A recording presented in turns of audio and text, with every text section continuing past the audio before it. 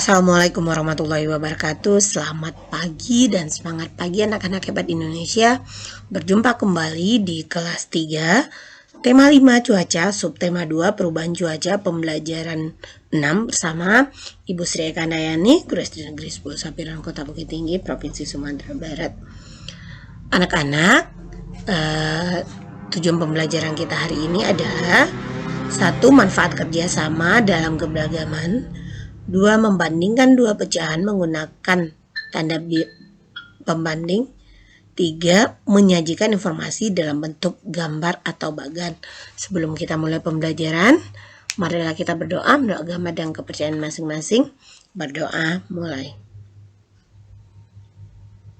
Selesai. Manfaat kerjasama dalam keberagaman. Anak-anak ibu, kemarin kita sudah membahas manfaat kerjasama. Sekarang bagaimana kita mempelajari lebih dalam lagi manfaat kerjasama dalam keberagaman ini. Manfaat kerjasama dalam keberagaman. Kerjasama adalah kegiatan yang dilakukan oleh beberapa orang untuk mencapai tujuan bersama. Dalam melakukan kerjasama, setiap orang memiliki peranan dan kewajiban masing-masing.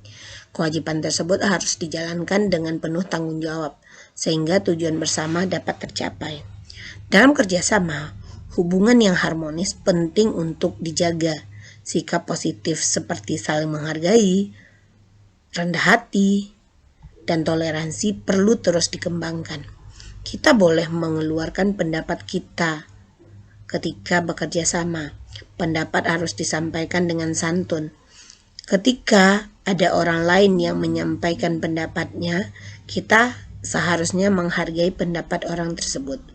Dengan begitu, tujuan bersama dapat tercapai. Jadi anak-anak, kita harus bekerja sama, kita harus saling menghargai, saling toleransi. Begitu juga kita harus menghargai perbedaan yang ada. Dengan menghargai, dengan tujuan kita bersama di dalam bekerja sama, segala sesuatu akan tercapai. Bercontohnya ini kerjasama di lingkungan sekolah, mungkin dia belajar kelompok, satu ada yang berpendapat, dia saling berdiskusi ya. Selanjutnya membandingkan dua pecahan menggunakan tanda pembanding. Membandingkan dua pecahan menggunakan tanda pembanding.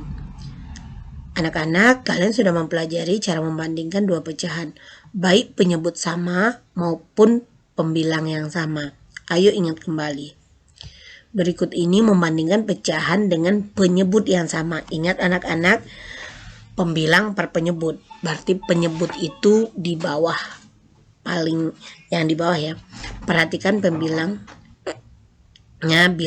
yang di atas. Pembilangnya adalah bilangan di atas.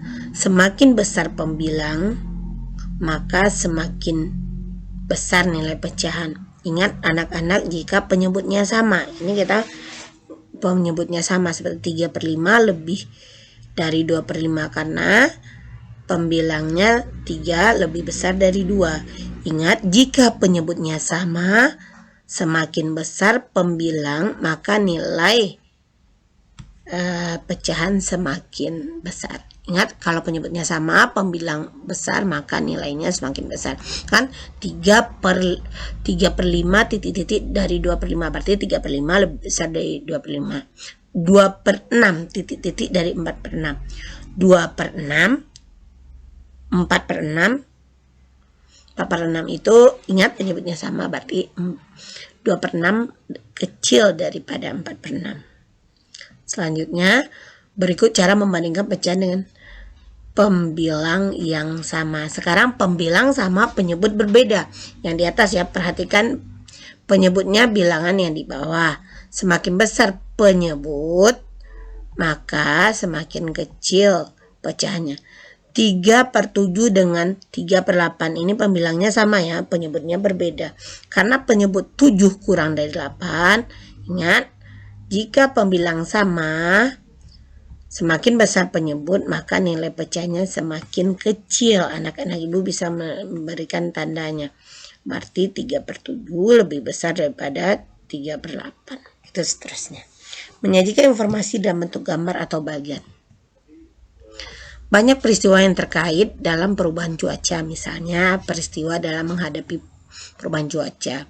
Selain itu ada peristiwa alam, merupakan bagian dari perubahan cuaca. Misal, proses terjadinya hujan. Proses terjadinya hujan merupakan siklus air di bumi. Siklus air tersebut dapat disajikan dalam bentuk gambar dan atau bagan. Siklus dapat menemukan informasi yang diperoleh dari gambar atau bagian. Anak-anak ibu, perubahan cuaca dari mendung menjadi hujan. Jonas akan berangkat ke sekolah. Ia melihat keluar jendela. Cuaca tampak mendung. Seperti biasanya, Jonas selalu mempersiapkan diri dengan baik saat akan bepergian. Oleh karena cuaca mendung, Jonas membawa payung sebagai persiapan jika turun hujan.